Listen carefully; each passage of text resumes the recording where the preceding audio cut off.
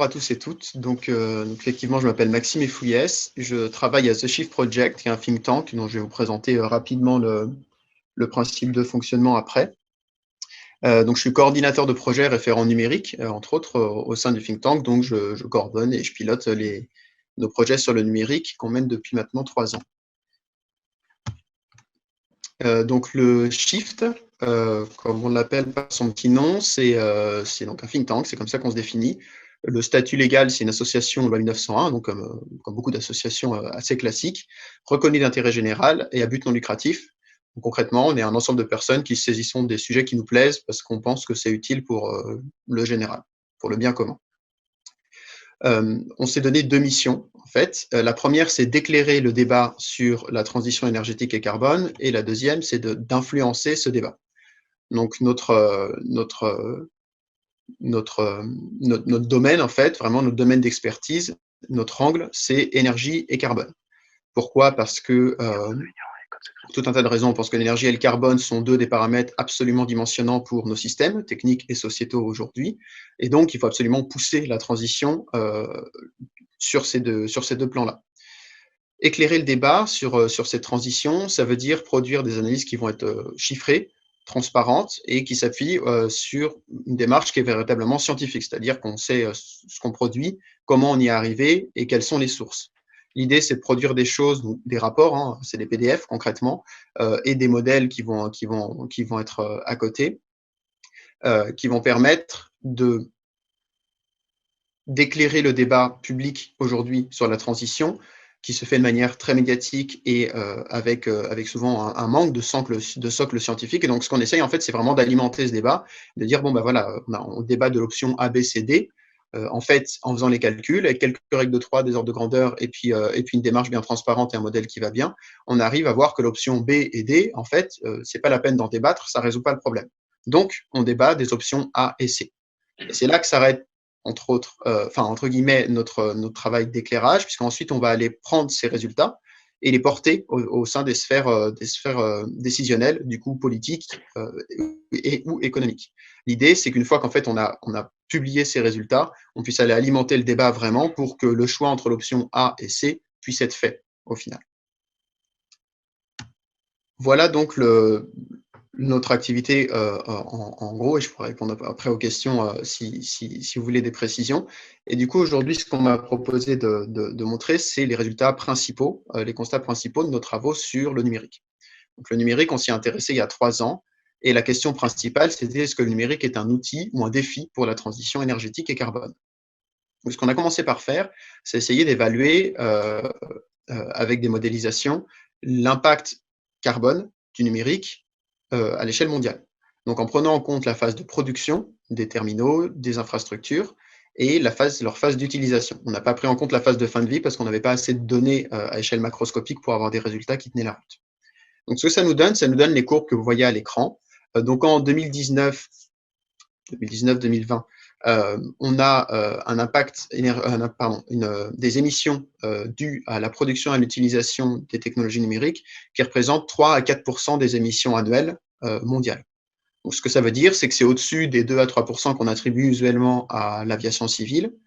Ça veut dire aussi que le numérique n'est du coup pas un domaine dématérialisé, puisque c'est bien en fait des usages qui vont être construits sur une infrastructure. Hein, c'est des câbles, c'est des terminaux, etc. Et donc qui vont réclamer, pour être produits, pour être déployés et pour être utilisés, de l'énergie et donc des émissions qui vont être associées.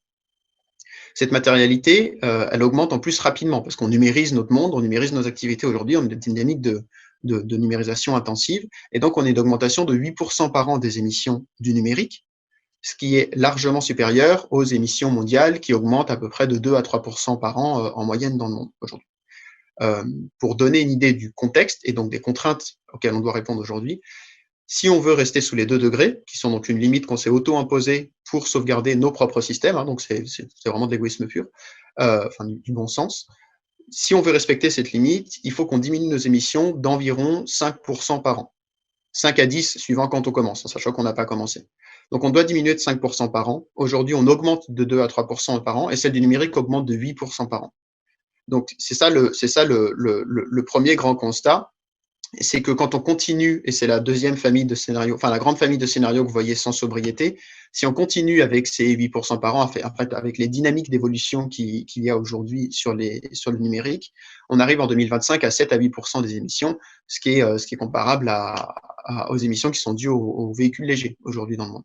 Donc le numérique, c'est un domaine qui est véritablement matériel, qui augmente très vite, et la question du coup, c'est comment on peut le mettre au service de cette transition, parce que ça fait quand même partie des choses qu'on nous dit, capable de faire. Donc le dernier scénario qu'on a fait, c'est le scénario sobriété, qui est en fait pas vraiment un scénario sobriété dans le sens où il ne nous permet pas de diminuer les émissions, enfin de rendre en fait l'évolution du numérique compatible avec l'objectif de degré, pas encore. L'idée, c'était juste de voir, avec quelques hypothèses assez simples, en plafonnant certains types de production, en plafonnant certaines évolutions de données, des volumes de données, si on pouvait casser la dynamique vraiment particulière du numérique qui est à plus 8% par an. Et la réponse est oui. Donc en fait, aujourd'hui, et c'est ça la conclusion, une des grandes conclusions de ce premier rapport qu'on a publié en 2018, c'est que le numérique, si l'impact du numérique évolue autant, c'est parce qu'il a une dynamique particulière. C'est parce qu'on parie sur l'augmentation des volumes de données, on parie sur l'augmentation des volumes de production. Et donc la sobriété, qui consiste à réfléchir à comment, ça ne veut pas dire plus faire de numérique, hein, c'est pas du tout ça. Ça veut dire prendre le numérique, identifier les apports essentiels et réfléchir à comment on fait pour que ces apports essentiels ils puissent vraiment être déployés. Pour vous donner une rapide idée de la répartition en fait entre phase de production et phase d'utilisation, en gros, on est à 50-50. On a 45-55, mais voilà. Donc on est à peu près à moite-moite sur la phase d'utilisation et la phase de production dans la consommation énergétique du numérique aujourd'hui. Ce qui veut dire qu'il est important de comprendre que quand on déploie une technologie, quand on va faire appel à des données, quand on déploie un nouvel usage, en fait, il y a une production d'infrastructures derrière. Et que produire une nouvelle infrastructure, ça permet de déployer de nouvelles technologies, déployer de nouveaux usages et donner une dynamique à la production de données. Donc l'idée, c'est qu'il faut vraiment comprendre le système numérique comme ça. Ce n'est pas un ensemble de cofacteurs de production. Ce n'est pas un ensemble de solutions qu'on met à droite à gauche. C'est un système connecté avec ses dynamiques propres et il faut comprendre ces dynamiques pour pouvoir le piloter. Sinon, si on est sur un bateau et qu'on considère que ce bateau, c'est juste un ensemble de planches de bois, on comprend bien qu'on ne peut pas le piloter. Une fois qu'on a compris que c'était un bateau, on prend la barre et on commence à lui donner une direction. C'est ça qu'il faut faire avec le numérique aujourd'hui, c'est comprendre ces véritables dynamiques et commencer à le piloter pour lui donner des directions.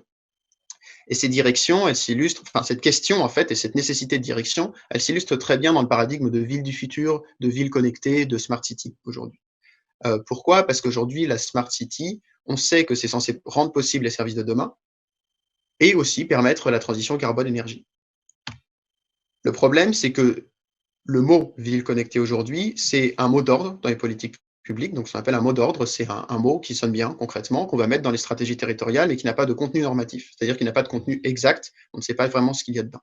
Et c'est un engouement du secteur privé. Ces deux choses interagissent de manière assez désordonnée aujourd'hui. C'est-à-dire qu'on va produire des choses, on pense que ça va être bien, mais on n'est pas sûr. Et du coup, la véritable question, c'est les outils qu'on va déployer, les outils connectés, comment on fait pour être sûr qu'on a bien diminué, qu'on a bien un impact net positif d'un point de vue de la transition. Un impact net positif, ça veut dire qu'on est sûr d'avoir diminué le nombre de molécules de CO2 qu'il y a dans l'atmosphère. Enfin, qu'on a réussi à diminuer le nombre de molécules de CO2 qu'on met annuellement dans l'atmosphère. C'est ça l'idée. Donc, il faut réfléchir sur toute la chaîne de valeur. Il faut réfléchir vraiment de manière holistique, en fait, de manière complète, et c'est ça qu'on appelle la réflexion systémique. Cette réflexion systémique, donc, au niveau des technologies connectées, c'est ça, hein, c'est vraiment d'avoir une balance, de regarder ce que ça nous apporte pour la transition, donc en termes d'économie d'énergie, etc., pardon, et ce que ça coûte environnementalement sur toute la chaîne. Donc, c'est-à-dire pour le produire, pour l'utiliser, pour extraire les ressources, et d'être sûr que la balance, elle penche bien du côté bleu.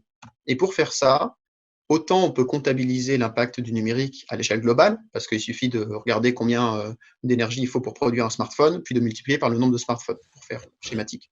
C'est de la comptabilité. Pour compter les économies que ça permet, en fait, ça dépend des cas. Et donc, il faut une quantification qui soit systématique et exhaustive. C'est ce qu'on a essayé de faire dans le rapport qu'on a publié cette année. Donc, systématique, ça veut dire qu'on va passer au travers de cas d'études. Et c'est ce que va vous présenter Bruno après. Les cas d'études, c'est des situations qu'on modélise avec des hypothèses qui sont précises et qui permettent de dire, OK, dans ce cas-là, est-ce que ma quantification énergétique me permet d'être sûr que j'ai économisé de l'énergie depuis la production jusqu'à le moment où ça s'arrête, jusqu'à la fin de vie. Exhaustive, ça veut dire qu'il faut un modèle de cycle de vie. Donc c'est ce que je viens de dire, il faut vraiment balayer depuis la phase de production jusqu'à la phase de fin de vie.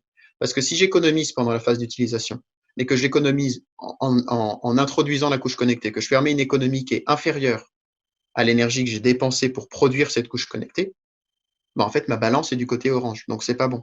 Parce que j'ai consommé plus d'énergie au final sur Terre. Et c'est vraiment ça qui est important aujourd'hui, c'est d'avoir cette vision systémique.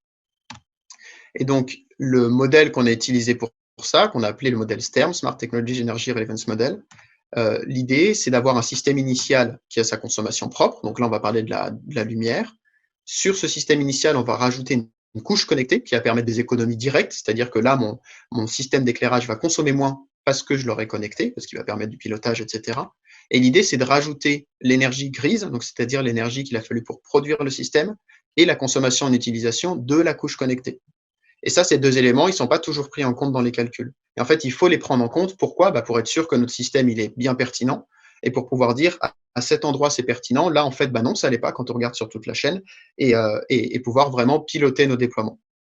Et c'est ça qu'on appelle le bilan net. L'idée de ce modèle, c'est qu'il puisse être repris, diversifié.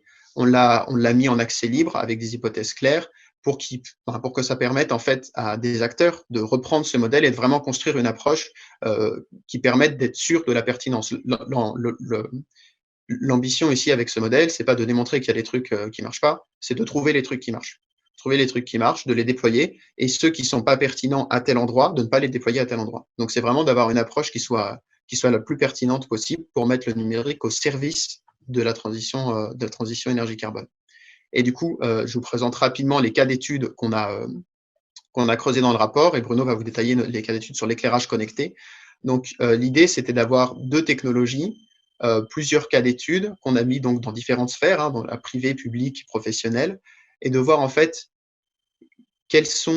comment il faut adapter les hypothèses, comment il faut adapter le modèle et les variables qu'on a mis à l'intérieur pour pouvoir décrire différents types de situations et montrer qu'en fait, c'est un modèle qui est assez simple, qui peut être complexifié, mais qui déjà permet là, maintenant, tout de suite, d'étudier la pertinence véritable, donc c'est-à-dire sur toute la chaîne de valeur des technologies connectées.